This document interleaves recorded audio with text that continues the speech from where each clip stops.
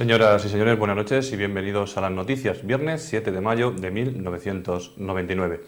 Ante todo, pues otro viernes más con ustedes en directo, pues para traer todas estas noticias que van llegando pues a nuestra redacción, a los servicios informativos de Canal 49. Hoy, pues ya saben ustedes que con el tema de la política vamos a tener que hacer referencia, puesto que prácticamente las elecciones están ahí encima y los partidos políticos pues ya están haciendo prácticamente lo que deben, es hacer política. Antes de hablar de política, vamos a hacer una entrevista pues para mí muy importante, y la verdad es porque la persona que tengo aquí a mi lado es todo un ejemplo dentro de lo que es la comunicación. Es un comunicador desde hace muchísimos años, muy relacionado con nuestra ciudad de Ellín, vino muy pequeñito y toda su vida pues ha estado en medios de comunicación. Van a conocer a José Luis Escandel y él está aquí a mi lado. José Luis, buenas noches. Bueno, realmente bien, contento, feliz después de tantos años de haber vuelto al pueblo, de volver a ver al pueblo otra vez. Tuve la oportunidad de conocerte en Semana Santa, justo allí donde estaba mi padre, estábamos allí arriba en el Calvario. No te conocía, había oído hablar de ti durante mucho tiempo, porque más o menos los que estamos aquí en los medios de comunicación de Ellín, pues siempre cogemos reflejo de las personas que están cerca de nosotros o que han estado en su momento, sobre todo que han hecho historia como tú hiciste cuando empezasteis en Radio Ellín, puesto que fuiste el primero, y de ello vamos a hablar dentro de un rato. Así es, el primero. La época esta que estamos hablando del año 54, ¿no? 53-54. Se crea Radio Ellín y vosotros sois los primeros. Traen un transmisor, un técnico de Albacete, lo trajo y lo puso en una guardilla del ayuntamiento. Me llamó Rafael Hidalgo, que era el técnico, y vente para que empieces a hablar. Y empezamos a dar discos dedicados. Las filas en el ayuntamiento eran enormes. Todas las escaleras, hasta donde está la comisaría de policía, etcétera, con sus 5 pesetitas a que le diéramos los discos dedicados. Así empezamos. Después ya, claro, la emisora se fue hacia el edificio de correo y ya se instaló mucho mejor. Pero así se empezó. Fueron etapas difíciles, ¿no? Bueno, yo creo que fueron etapas realmente muy bonitas, porque en primer lugar, la edad que uno tenía. Estamos hablando de 15, 16 años. Segundo, que era toda una novedad, y para Ellín era una novedad, y se corría de voz en voz. La emisora llegaba únicamente a lo que era prácticamente el centro de la ciudad. Y era una cosa bonita, de golpe y porrazo, pues, para mí, sorprenderme de que yo estaba hablando delante de ese micrófono de baquelita blanco, no son los micrófonos que hoy utilizamos, y empezábamos a decir aquello para fulanito de tal, de menganita, diciéndole que le quiere mucho y que se acuerda mucho de él. Era uno detrás de otro. Era una especie de veneno que empezaba a entrar, que jamás se me ocurrió en aquel entonces de que esa iba a ser mi vida, y que mira, después de, como dicen los venezolanos, sopo 200 años, aún seguimos en la brecha. No, sí, llamar de verdad. Posteriormente, bueno, pues dejas Radio Ellín y te desplazas a otra emisora. Nos vamos una temporada en la SER, en Albacete, y después en la SER, en Murcia, en Radio Murcia J17, donde ya estuvimos allí pues casi 4 años, junto con unos grandes profesionales ya. Entonces existían solamente 2 emisoras, Radio Juventud y Radio Murcia. Allí nos cogió todo la famosa riada de Valencia, con la famosa gala aquella que hizo Adolfo Fernández, y todo el festival que después se hizo en el Romea. Estamos hablando de tiempos donde vino un Bobby de Glané, un José Luis Péquer, una Alicia López Budia, toda esta gente, de los que eran de Radio Madrid, los grandes profesionales, que uno los miraba con una envidia enorme y pensaba, oh, son intocables, son el cielo, vamos. Ya después de Murcia, después de estos 4 años, nos fuimos para Madrid. Nos llamó Radio Madrid y al mismo tiempo ya, gracias a Jesús Álvarez y a Antonio Ruescas, que era pariente de él, nos hicieron una prueba en televisión española. Sí, porque Jesús todavía... Bueno, el hijo. Bueno, sí, el hijo. Estoy hablando de Jesús Álvarez, padre. El padre. Porque el hijo todavía tenemos la oportunidad de verlo en televisión española. Así es. En los informativos deportivos. Así es. Jesús Álvarez, el padre, uno de los mejores profesionales que ha tenido televisión española, En aquel entonces David Cubedo, Eduardo Sancho, Jesús, todos estos eran los grandes maestros. Y entramos allá, estábamos hablando de Paseo de La Habana. Aún no se había hecho Prado de Rey. Hasta que en el año 64 me llama el subdirector general, el señor Ezcurra, y me dice, José Luis, que el día 19 de marzo coges el avión, que te vas a Canarias a la inauguración de los estudios en Las Palmas de Gran Canaria. Y José Luis, que era el único soltero, porque a Uribarri se le había ocurrido casarse 15 días antes, el único soltero se fue para Canarias. ¿Qué recuerdos tienes tú de aquella etapa? Mira, en primer lugar, el recuerdo más grato es que empezábamos a jugar, siendo aún niños, a un medio que era nuevo, a un medio maravilloso. Televisión no es ya lo que era antes. Antes el sacrificio, el que un cámara tuviera que ir, el locutor, el redactor, le llevaba el atril, le llevaba la cámara, le llevaba los micrófonos. Era una labor de conjunto. Hoy no. Hoy el cámara lleva solamente las manos en los bolsillos, la cámara la lleva un ayudante y hay otro ayudante para el ayudante del cámara. Se hace con una cantidad enorme de gente. Entonces éramos 4 monos. Te puedo recordar que en Paseo de La Habana, el estudio donde dábamos el informativo, como en este caso, pues era mucho más pequeño que este. Y mira que este es pequeño, ¿eh? Detrás de las cámaras había cajas, una enorme cantidad de cajas, y existía la mosca, esa mosca que siempre, además se iba a las narices del pobre Jesús Álvarez, que en paz descanse, la mosca tenía especial predisposición por él.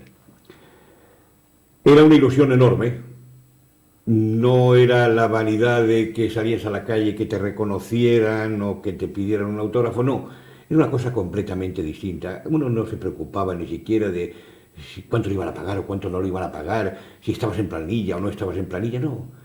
Era hacer un trabajo, aprender. Y claro, con los maestros que tuvimos, pues estamos hablando de Historiano Fernández de Asís, estamos hablando de David Cubedo, estamos hablando del pobre Jesús Álvarez, que fue el gran profesional, el que nos enseñó todo.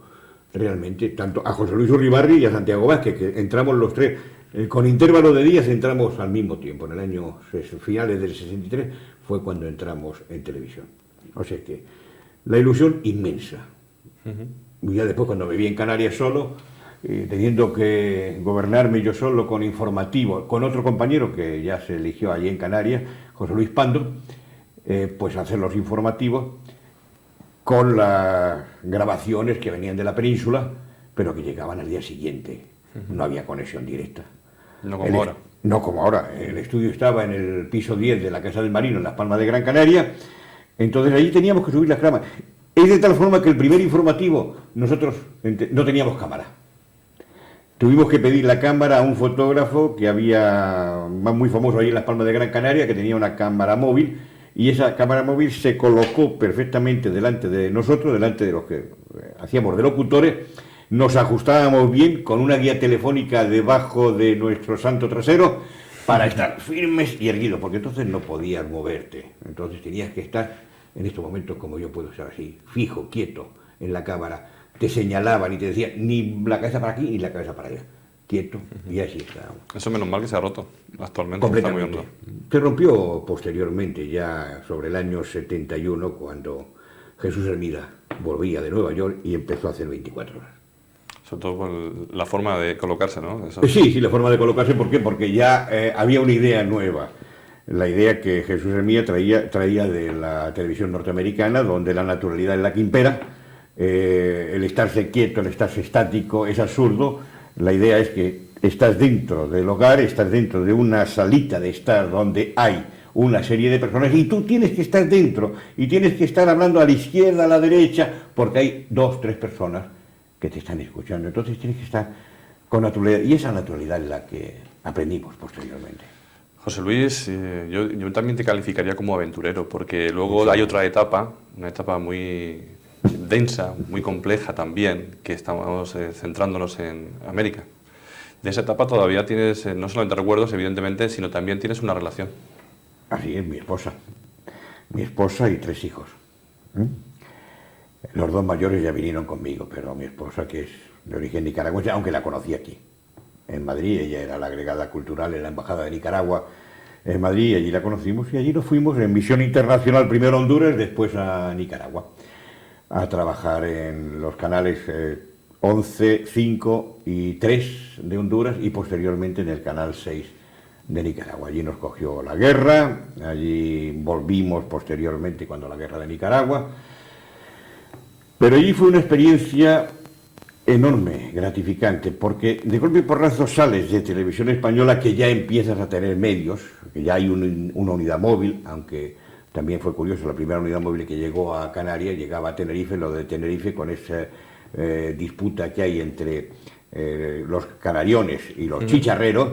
La unidad móvil, decían los chicharreros que no la soltaban, que la unidad móvil se quedaba allí, hubo que traer otra para Las Palmas de Gran Canaria. Bueno, pues ya cuentas con todo eso, de golpe y porrazo llegas a estos países y te encuentras, sí, unos estudios grandísimos, pero ¿qué es lo que te encuentras? Te encuentras cámaras en blanco y negro, donde había una manivela que era el zoom para apretar, levantar o sacar. Y te encuentras con una gente que hace televisión de una manera sin preparación de ninguna clase. Hay periodistas, por supuesto, los informativos, pero los técnicos, los cámaras, no tienen. Han aprendido a base de estar detrás de una cámara, de saber enfocar, de practicar día por día, y encuentras a una gente extraordinaria y empiezas a trabajar con ella, y empiezas a darle los conocimientos que más o menos tú tienes, y ellos los asimilan extraordinariamente.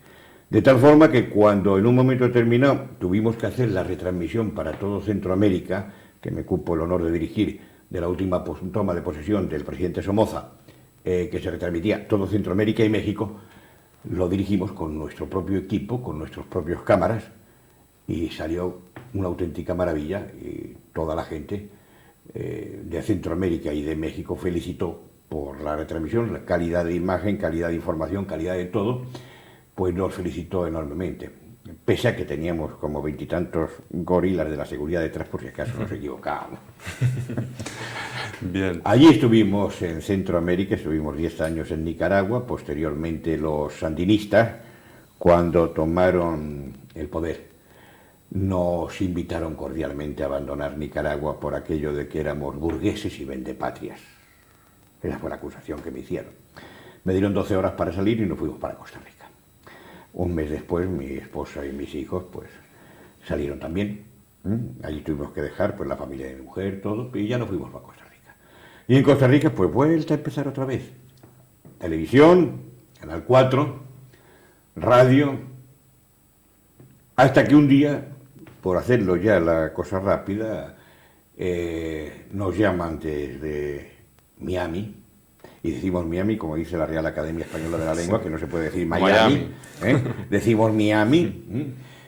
Ingresamos en la WQBA, que es una cadena de radio de 400 emisoras de costa a costa, como ellos lo llaman, donde es un consorcio judío y al mismo tiempo cubano, como editor jefe de los informativos. Allí hemos estado los últimos 7 años. Anteriormente a esto, habíamos vuelto a Televisión Española en el año 70 con Jesús Hermida a la inauguración de un programa que se llamó 24 horas y que me imagino que los que tengan, ustedes que tienen nuestra edad más o menos recuerdan.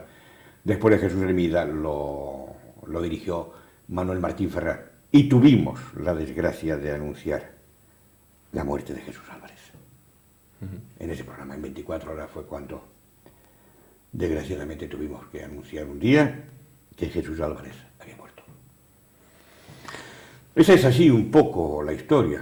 Historia en Venezuela, desde el año 68 al 70, que se me manda como corresponsal para la toma de posesión del nuevo presidente, del presidente Caldera. Acaba de dejar el poder, es su segundo mandato. Y nos quedamos 2 años también trabajando en la cadena Capriles y en Radio Caracas Televisión. Estoy viendo que, bueno, que podríamos estar hablando aquí horas y horas sobre experiencias, sobre todo porque es difícil comunicar. Mira, lo que sí, los tiempos de los locutores terminaron. Eso es un hecho. El periodista debe saber comunicar. ¿Cómo se comunica?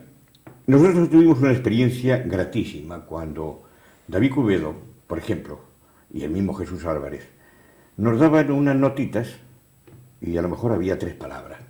Recuerdo que en aquel entonces estaba de moda la guerra greco-chipriota. Decía, improvisa. Durante 3 minutos me tienes que improvisar sobre esto. Te mirabas así sorprendido y te forzaban a...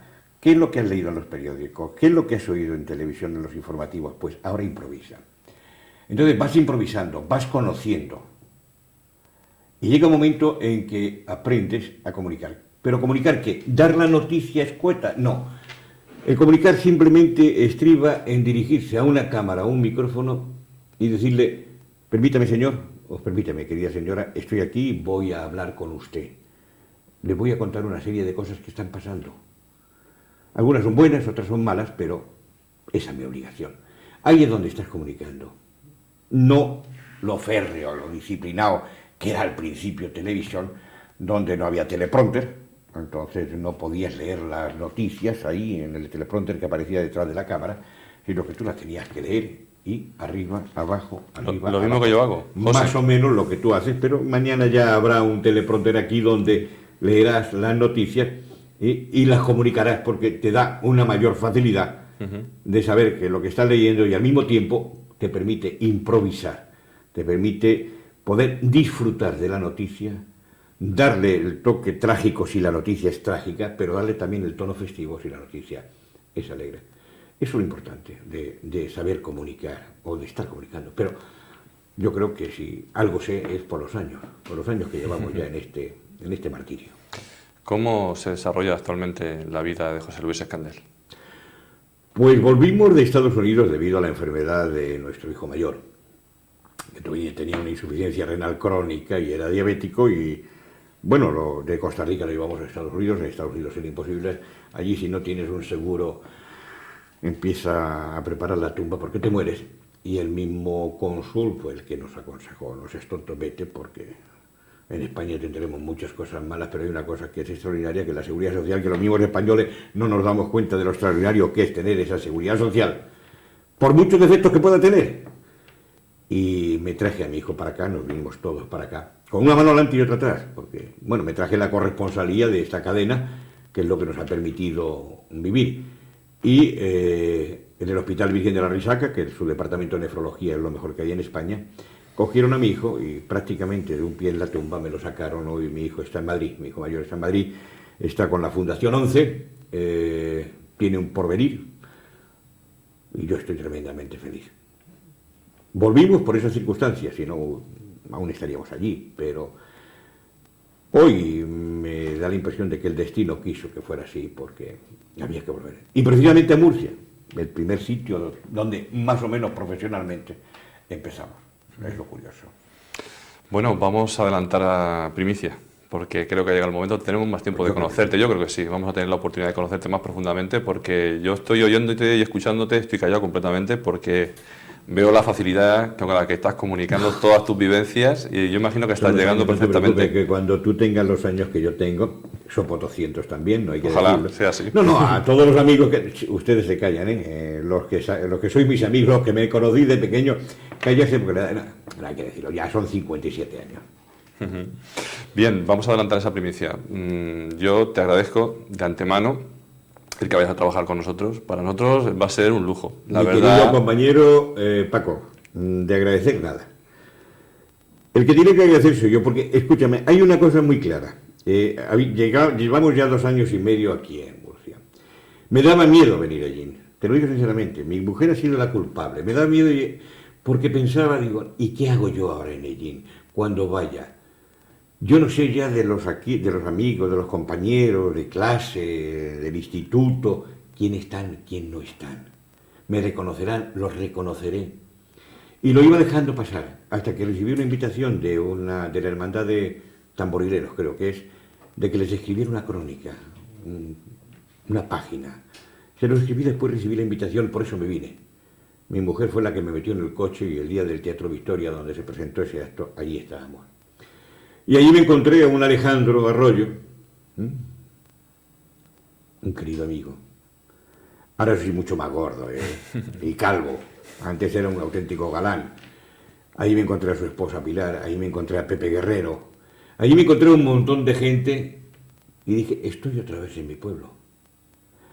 Cuando hablamos tú y yo de la posibilidad de hacer un programa, para mí fue una ilusión enorme. Y aquí me tienes a tu disposición. Me vendré todas las semanas. Ahora, el del programa tú tienes que hablar. Yo todas las semanas voy a estar aquí los viernes. Pero lo vas a diseñar tú. Adelantamos el nombre. Adelantamos el nombre. Se llama Así. Así es, así somos. Así somos. Así somos. Va a ser un magazine de 2 horas de duración, o si nos permite el realizador, a lo mejor un día nos pasamos un poquito más de tiempo, donde vamos a meter la vida política, la vida social, la vida típica, las costumbres, las formas, esas cosas que a lo mejor pasan por nuestro lado y no nos damos cuenta, pero resulta que son importantes, que hay que sacarle esa chispa, ese humor, ese comunicarles a ustedes durante 2 horas, pues las cosas que pasan allí, cómo somos. Vamos a tocar temas, por ejemplo, las mujeres de antes eran más guapas que las de ahora, o eran más elegantes, o sigue existiendo el machismo en Hellín, las hellineras no han sabido darles un poquito de canela. Temas de estos que van a intervenir, porque ustedes van a ser los protagonistas de este programa, pero en fin, todo esto lo tendremos a partir del próximo viernes, aquí en Antena, en la televisión de Hellín, en el canal 49. No se te nota que sabes hacer las cosas bien, ¿eh? No. Audiencia vamos a tener. Bueno, por lo menos yo creo que Alejandro y Pilar creo que han dicho a un montón de amigos que por lo menos me van a ver. Yo sé que por lo menos ellos nos van a ver. No, o sea que sí. Yo sé que sí, hay montones de amigos que, lógicamente, y hay otro que seguro que me va a ver, que además lleva mi mismo nombre. Sí. Es un oficial de policía que se llama José Luis Escandel como yo. Esta misma mañana he estado hablando con él. Pues ese también seguro que me ve. Me ha hecho una pregunta que he apuntado por ahí, pero es que me he dejado la... No sé, lo recordaré luego. Una pregunta tengo para ti que, no sé, perdona, José, pero se me ha olvidado. La he dejado apuntada, pero se me ha olvidado y te la voy a hacer en su momento, sobre una vivencia que tuvisteis aquí en Hellín, en aquellos tiempos. Bueno, vivencias muchas, pero eran muy blancas. Pilar, que está aquí en el estudio, sabe perfectamente que eran vivencias blancas. Nuestras niñas, nuestras amigas eran todas de la Compañía de María, hijas de María, etcétera. Entonces, no ligábamos, macho, no ligábamos. Era difícil, ¿no? Había que irse a los pueblos para poder ligar, porque aquí no se ligaba. No, es broma. Vivencias extraordinarias porque todos nos conocíamos, el pueblo era mucho más pequeño, todos se sabían. Todo el mundo sabía que yo era hijo de Gregorio, el del despacho central de la Renfe, como yo sabía quién era Emilico, el de Ochando, o quién era Alejandro, o quién era Fernandico Romero, el de la farmacia. Pues no solamente por quienes éramos, sino por quienes eran nuestros padres, lo sabíamos. Nos conocemos. O sea que sí confío plenamente en que vamos a tener a partir del próximo viernes una gran audiencia. José, muchísimas gracias por estar aquí con nosotros. El informativo, ahora las noticias. Vamos a continuar. Vamos a tener una experiencia dentro de poquito también con tu hija. En el programa Elige tu concierto la vamos a dejar un ratito también ahí, a ver cómo se desenvuelve ella, que creo que ya tiene incluso experiencia en la radio, sí, ¿no? Durante un año en la emisora regional Radio Levante he estado presentando un programa infantil con todos los colegios de la comunidad y lo ha hecho bastante bien. También fue una idea del director, en este caso ha sido una idea tuya, yo no la metí, que dijo, con el desparpajo que tiene Mari Carmen, ¿por qué no hace un programa infantil? Y encima de todo el trabajo mío ha preparado el programa infantil. Tú eres el culpable. Bueno, Mari Carmen también estará ahora con ustedes. Ya veremos a ver lo que pasa. Es la única que ha salido de la familia, es la única que ha salido con la vena periodística y bueno, pues adelante. Es un mundo muy, muy agradable, con sus complicaciones, con sus cosas buenas, sus cosas malas. Es un mundo maravilloso. Pero es un mundo maravilloso. Es un mundo maravilloso, con un veneno extraordinario y el que se mete, desgraciadamente o afortunadamente, nunca puede salir de él. José Luis, así es, así somos. Así es y eso, simplemente, así somos. Gracias. Bueno, ya ven, una entrevista súper agradable.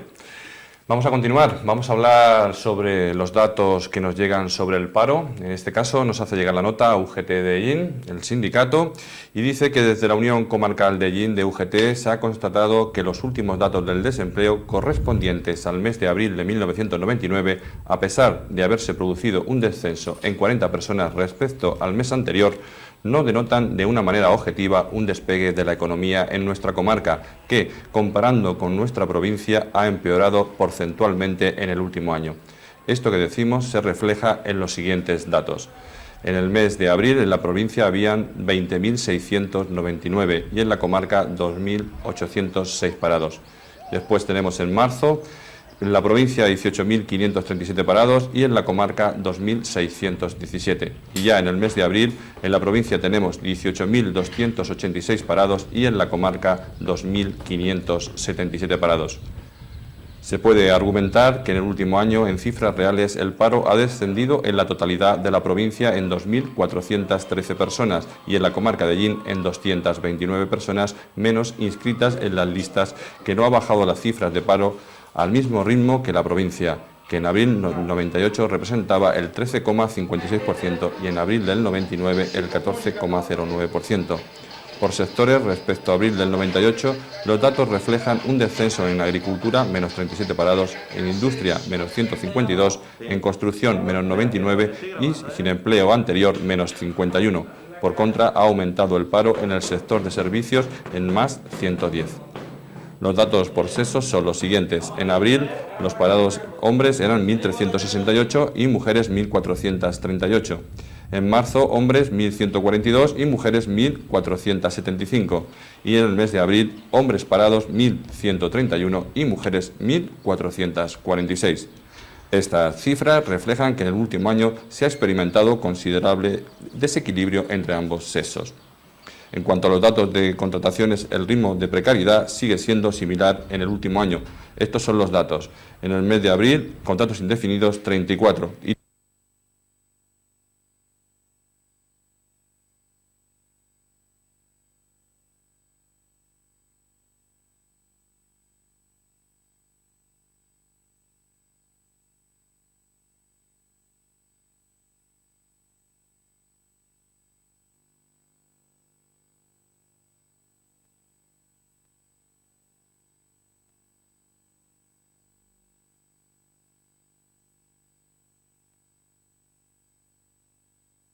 Excesiva rotación en el empleo.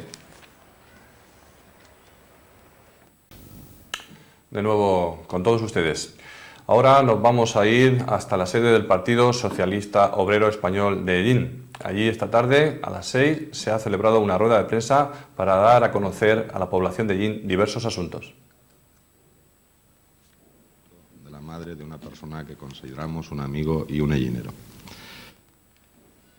Decirles que hemos convocado una rueda de prensa para no dar respuesta ni contestar, sino aclarar determinados asuntos referente a las manifestaciones que el candidato a la Junta por el Partido Popular, el señor Conde, efectuó hace unos días en nuestra ciudad, en su única visita que nosotros conozcamos de manera oficial a Ellín desde que es candidato. Aclaraciones que queremos hacer desde la obligación que tenemos, puesto que somos un partido político unido y aparte de que agradezco la compañía de mis compañeros, secretario general, candidato a la alcaldía, secretaria general de Juventudes Socialistas y candidatos en la candidatura municipal socialista, también lo voy a hacer como candidato número 5 a las Cortes de Castilla-La Mancha. Y vamos a empezar a aclarar determinados términos y conceptos. Decía el señor Conde, en su visita a Ellín, textualmente lo tengo aquí anotado, quiero que se pueda respirar aire puro y se pongan en marcha políticas de solidaridad en Ellín y también en Castilla-La Mancha. Y nosotros entendemos que para que el ciudadano de Ellín, de Albacete y de Castilla-La Mancha se crea que esa política de solidaridad se puede llevar a efecto, es necesario que los cargos públicos o candidatos a cargos públicos den ejemplo, actúen con ejemplo. Y nosotros entendemos que Agustín Conde no está dando ejemplo de un buen ciudadano ni tan siquiera de un buen candidato. Agustín Conde ha quebrantado un principio constitucional recogido en el artículo 31 de la Constitución española, que nos dice que todos los españoles estamos obligados a contribuir al sostenimiento de las cargas del Estado. Conocemos, por medio de un medio de comunicación, valga la redundancia, a nivel nacional, que Conde ha sido sancionado por la agencia tributaria a nivel nacional por una infracción grave o muy grave por la cual le han impuesto una sanción de 760.000 pesetas. Y entendemos que eso no es dar ejemplo. Y entendemos que los ciudadanos no pueden creer un mensaje de solidaridad cuando quien promete esa solidaridad no es solidario, sino todo lo contrario, una persona insolidaria que evade impuestos. Decía igualmente que el Partido Socialista de Castilla-La Mancha y que José Bono no defienden los intereses de Castilla-La Mancha. Creo que incurre en un grave error cuando hace esas manifestaciones. El Partido Socialista de Castilla-La Mancha y nuestro presidente José Bono ha demostrado que defiende por encima de todo los intereses de la región. Lo ha demostrado frente a gobiernos y ministros socialistas y lo está demostrando ahora frente al gobierno de derechas del señor Aznar y sus ministros, en temas tan importantes para Castilla-La Mancha como son el Júcar, el agua, los trasvases, las hoces del Cabriel, etcétera, etcétera, etcétera. Decía el candidato que Bono no tiene proyectos y nosotros nos preguntamos, ¿acaso el Partido Popular de Castilla-La Mancha y el candidato del Partido Popular a Castilla-La Mancha tiene proyectos? Lo estábamos comentando anteriormente los compañeros y compañeras que está aquí presente. Seguimos los medios de comunicación, conocemos sus interlocuciones el otro día en Ellín. No le hemos oído hablar ni de un solo proyecto de futuro para esta región. Solamente escuchamos crítica y sobre todo muy dura hacia nuestro presidente José Bono. Carece de proyectos. Es una persona sumisa a los mandatos imperativos del Partido Popular a nivel central, en la calle Génova. Lo viene demostrando. Recordamos la manifestación contra el agua. Contra el agua no, contra el que el agua fuera a Valencia. Él se escondió, no apareció por ningún sitio. Cumplía ese mandato imperativo del Partido Popular. Los únicos proyectos que tiene bajo nuestro punto de vista, y el más conocido, es el intentar destrozar el futuro de más de 2.000 familias de la provincia de Albacete y otras tantas de otras provincias de Castilla-La Mancha, intentando criminalizar la navaja de Albacete, intentando criminalizarla. Dice el candidato Conde que cuando le designaron como candidato a la Junta de Comunidades de Castilla-La Mancha, ya le advirtieron sus compañeros que Bono era una persona muy peligrosa. Nosotros entendemos, también lo analizábamos hace un momento, que el candidato del Partido Popular a la Junta lo que tiene es un miedo atroz a José Bono. Y no tiene ese miedo atroz solamente porque las encuestas le dan como una persona perdedora. Yo creo que tiene miedo por dos motivos principales. El primero, porque se está dando cuenta de la responsabilidad, de la tremenda responsabilidad que entraña, primero, ser candidato de una región como la nuestra y segundo, poder ser presidente de una región como la nuestra, que no existía en el año 1982 y que con el concurso de todos los castellano-manchegos y de nuestro presidente José Bono, hoy está en ese vagón no del tren de mercancías, sino ese tren de alta velocidad. Castilla-La Mancha ya no pertenece a ese grupo de regiones de la Unión Europea más pobres. Castilla-La Mancha es una región próspera. Y decía que tenía miedo, primero, por ese sentimiento que tiene de perdedor y segundo, porque se está dando cuenta que su adversario político comienza a tener razón. Decía Jacinto Benavente, dice, solamente tengo miedo a mis enemigos cuando comienzo a darme cuenta de que aquellos tienen razón. Y se está dando cuenta que Pepe Bono tiene razón, que Pepe Bono defiende con uñas y dientes los intereses de Castilla-La Mancha. No quiero ser reiterativo. Nosotros, cuando Conde decía que no tenemos proyectos, hemos de decir que eso no es verdad, que el Partido Socialista ha desarrollado muchos proyectos que ya no son futuros, sino que son presentes, y que tienen un futuro tremendo desde el programa electoral que va a presentar. Queremos, además, un futuro mejor que el candidato Conde no ha citado. Queremos ser iguales que los ciudadanos de Cataluña o que los ciudadanos del País Vasco en materia sanitaria. Eso no lo denuncia Conde. Continúa siendo sumiso a las políticas del señor Aznar. No estamos dispuestos a tolerar que un gobierno central dé 4.000 pesetas al País Vasco y a Cataluña para fondo de asistencia sanitaria por cada ciudadano y que a un castellano manchego nos lleven 400 pesetas. Estamos dispuestos y exigimos al Gobierno central las transferencias en materia de sanidad para que se actúe con justicia, para que se actúe con equidad, para que se actúe con igualdad, que eso es muy importante para nosotros. Ese es el gran proyecto que tenemos.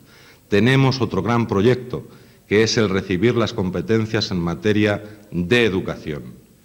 Queremos gestionar la educación en Castilla-La Mancha para que nuestros hijos, nuestros jóvenes, tengan las mismas oportunidades que pueda tener un vasco o pueda tener un catalán, para que se evite eso de que lleguen más fondos a las escuelas privadas en donde pueden ir los hijos de los más pudientes y que poco a poco vaya decreciendo la calidad de la educación pública, que es en la que nosotros creemos, porque consideramos que la educación es un bien público.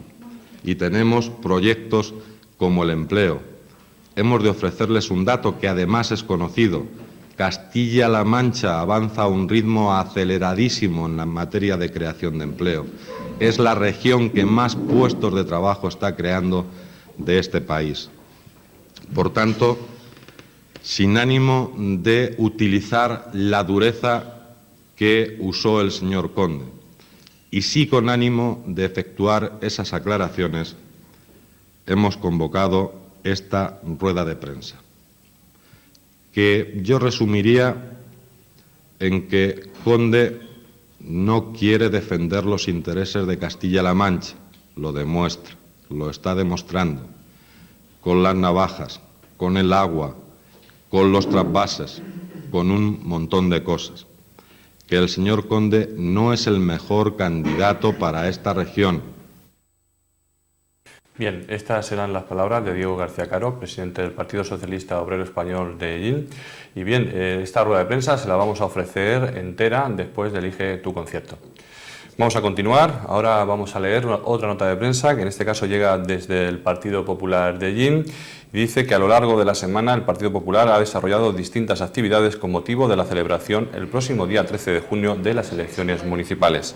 Sin duda, la visita de Agustín Conde prácticamente ha polarizado el trabajo de esta formación. Sobre ella cabe destacar que el candidato a la presidencia de la Junta de Comunidades ha mostrado su preocupación por el gran problema del paro en nuestra comarca, quedándole patente la falta de tejido productivo, apostando abiertamente por la lucha del Partido Popular para cambiar la tendencia de esta situación, apostando por la ocupación de los polígonos.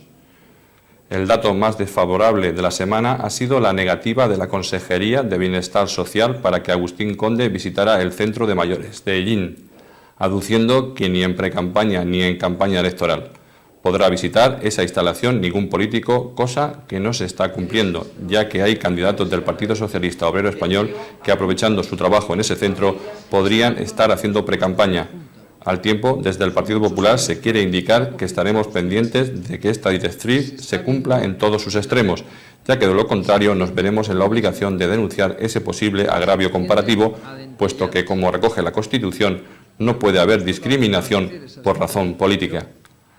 Continuando con las actividades desarrolladas a lo largo de la semana, el candidato a la alcaldía de Llín, José María Barcina, ha dirigido un escrito a todos los habitantes del municipio que irán recibiendo en los próximos días, en donde presenta a la candidatura y ofrece abiertamente un avance de ideas de lo que será el Ellín del siglo XXI, relatando un pequeño esbozo de las propuestas del Partido Popular para el futuro de nuestra comarca.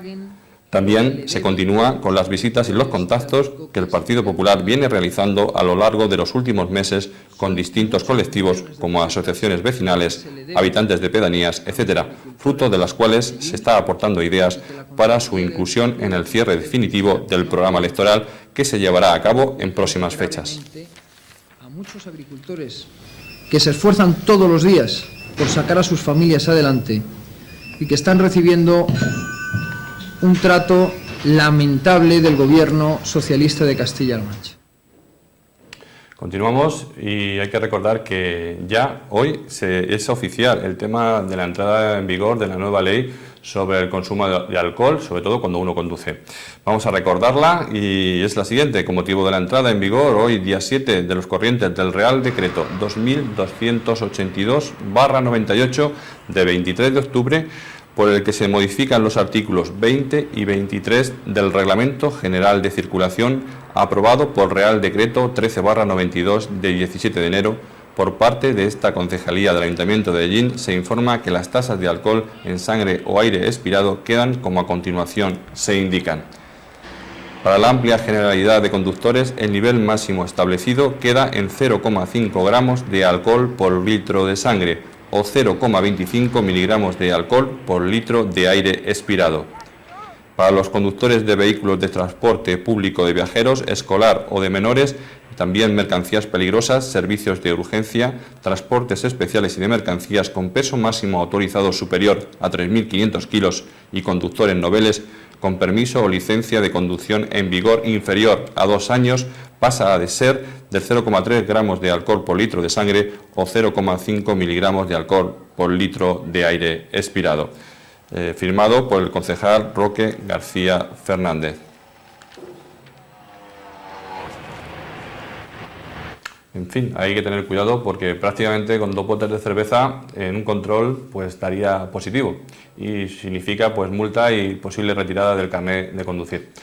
Hay que tener muchísimo cuidado ahora. Ahora vamos a hablar de bomberos, y es que la Junta de Comunidades ha organizado esta semana un curso sobre protección contra incendios en los edificios, al que han asistido 35 bomberos de Castilla-La Mancha. Las clases, que se han impartido en el Centro de Capacitación y Experimentación Agraria de Aguas Nuevas en Albacete, se clausura hoy. Los bomberos que han participado como alumnos en el curso pertenecen a los parques municipales de Cuenca, Talavera de la Reina y Toledo, al Cormacal de Villacañas, dependiente de la Diputación de Toledo, y a los parques de Puerto Llano, Ciudad Real y Tomelloso, del ESTID y del Parque de Villarrobledo, que depende del SEPEI de Albacete.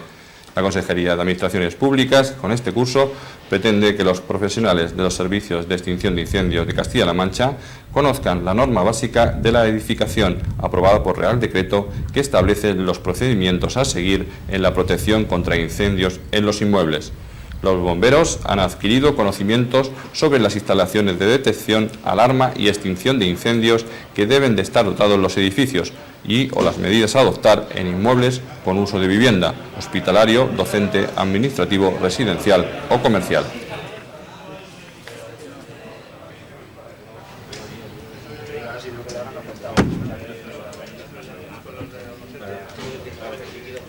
Vamos a continuar con la sección dedicada al mundo del trabajo. En este caso vamos a hablar de la prórroga del programa de becas y también del Museo de las Ciencias de Castilla-La Mancha, puesto que ya ha llegado a sus 100.000 visitantes. Y de empleo les hablamos ahora, porque las empresas y entidades sin ánimo de lucro podrán ofertar más plazas para el programa de becas. Para ello pueden presentar sus solicitudes hasta el próximo 15 de mayo. La Consejería de Industria y Trabajo ha decidido ampliar el plazo de presentación en esta segunda convocatoria debido a la buena acogida que tuvo el pasado año. Gracias a este programa, tanto los responsables de las empresas como los becarios se beneficiarán de las ayudas que concede el Gobierno regional. Solo para este año la Junta destinará cerca de 500 millones de pesetas a este plan, que está financiado también por el Fondo Social Europeo.